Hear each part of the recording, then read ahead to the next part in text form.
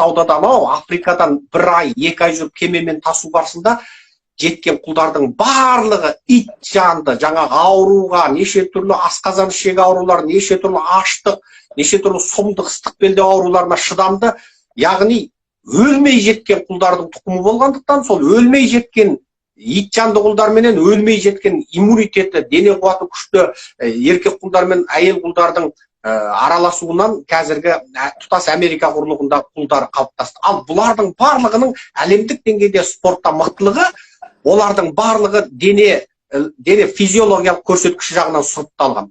Тура сол сияқты, тура осы мысал сияқты, Қазақстан халқы да Кенесары кезінен бастап қазақтар сатқындықты туғылды, бәрін демеймін, көп сандысы.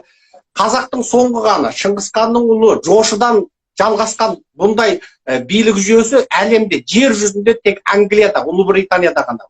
Екіншісі, тіпті біріншісі Қазақта бар. Шыңғысханнан жалғасқан хандық жүйесі кешегі Кенесарыға дейін жалғасты.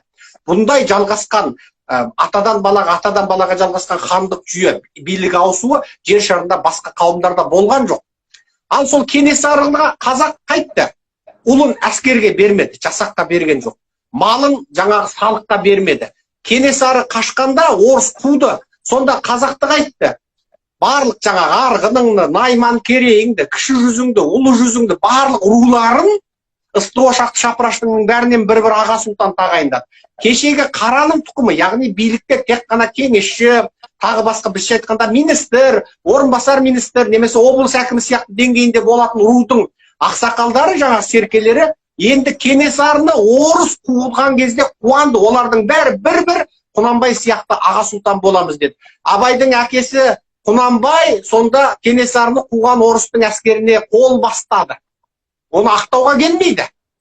Енді сол заманнан бастап, сол заманда қазақтың бір бөлігін ғана орыстар қарулы күшпен жаулап алды. Ал өздері Петербург, Мәскеуде жатып, қазаққа тон жіберіп, ал ол тонды алып, мөр алғаннан кейін тон аламыз, мөр аламыз деп қаншама қазақ Мәскеу мен Петербургға сабылды. Сөйтіп, қазақтың бәрі өздігінен орысқа барып, мен құл болайын деді. Сол құлдардың тұқымы жалғасып, Кенесарыдан заманда сол өзінің ханына, өзінің патшасына, патша десе, король десе сұмдық көретін халыққа айтайын. Хан, патша, король бір сөз. Соған қарсы шыққан халықтың тұқымы сол ақ патша кезінен жалғасып қызыл патшаға келген кезде қызылдар не істеді? 16-17 жылғы Албан көтерілісі, Қарқара көтерілістері болды. Басқа да қазақ жерінде қаншама көтерілістер болды. Анау батыстағы кіші жүздердің, шығыстағы найман керейдің, оңтүстіктегі ұлы жүздердің көтерілісі. Соның бәрін қазақтарды тек қана Жаныштаумен болды. Жаныштау барысында қайтты. Бәрінде тағы да сол көтерілісте шыққан жаңағы қазақтардың қарсыластарын сатып алып отырды. Қарсыластарын сатып. Яғни Серікжанға қарсыластарды қаржыландырып ақша беріп, өздері сөйтіп отырып сатып алды. Ал 21-22 жылы 2,5 миллион қазақты қырғанда кімді қырды? Ішінде сол қазақтың сапалы сорты қырылып кетті. 31-33-те ашаршылықта қырғанда кім қырылды? Тағы да сол ұлттың бәленбай 1000 жыл, 10 000 жыл, 20 000 жыл бұрынғы ең сапалы, интеллигент қауымы биологиялық қырғынға ұшырады. 36-37-де қырғыздан не бәрі жаңағы 20 адам, өзбектен 7 адамды атыпты интеллигенциялдан. Ал қазақтан 20 000 интеллигенциялын атып тастады. Ең қызығы, менің туысқандарым тұратын Шығыс Қазақстанның жаңағы Семей, Үржар, Өскемен сияқты жерлерінде ауылдың молдасына дейін, ауылдың жаңа діни молдасынан және қарапайым жәдиттік жолмен оқыған мұғаліміне де қоймай 36-37-ті атып тастады. Яғни сол замандағы молда, сол замандағы жәдиттік, яғни осы замандық бағытта ілім білім беріп, математикадан сабақ беретін сол мұғалімдерге дейін 36-37-ті атып тастады. Бұлардың барлығы ұлттың биологиялық, ілімдік, ғылымдық ең сапалы сорт қырып тастады. Ал одан қалған қазақты 41 жылғы 2-ші дүниежүзілік соғыс қайдады. 45 жылы ол қазақтың жаңағы жақсыларының бәрі өлді. Ал Құдай өмір беріп аман қалғаны, физиологиясы құрыған, психологиясы әбден жарақаттанған қазақты алды да Оспан Батырға қарсы Шығыс Түркістандағы соғысқа салды. Советтің әскери киімін шешіп, оған ауылдың қазағының жаңағы күпәнасын кигізіп Оспан Батырға қарсы соғысқа салды. Одан қалған қазақты қиыр шығысқа апарып Жапонға қарсы соғысқа салды. Сөйтіп қазақтың асылдың бәрін қырқты.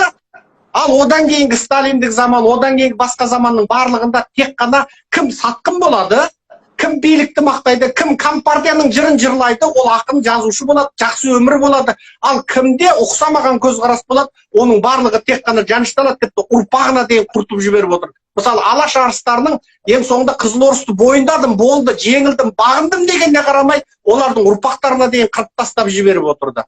Ал енді осындай жағдайда қазақта қалған сорттар кім? Қазақта қалған сорт, мен бұл жерде халыққа топырақ шашпаймын. Яғни табанының күші 5 елі болатын Құлғұтан, Жарлы, Жақпайдар ғана қалды. Яғни сен де, мен де осыны тыңдап отырған баршасының басым көпшілігі біз қаймағымыздан айырылып қалған қара сүтпіз. Біз бүкіл жер шарында халықтардың ішінде жаңағы қара нәсілділер Америкаға жеткенде сұрыпталған сияқты, біз орыстың сұрыптауынан, Қытайдың сұрыптауынан өткен кілең игі жақсын қырып тастаған өңкей құстабан сорлысы қалған қауымбыз. Және бұғанға дейін кім қазақты сатса, сол жақсы өмір сүрді. Кім қазақты сатса, баласы аман болды. Сондықтан қазақтар ұлтын, өзінің намысын, дінін сататын кезде ойланбайтын халге түсті. Әрине қазақ өзі сатқан емес, соған мәжбүр қылды. Соған менің ажуалап тұрып айтатын сөзім бар. Бұл күндегі қазақ қорасындағы сиырын сату үшін қойнындағы қатынымен ақылдасады, бірақ ұлтын сату үшін ешкіммен ақылдаспайды. Осы халге жеткендіктен бізде сатқын көп.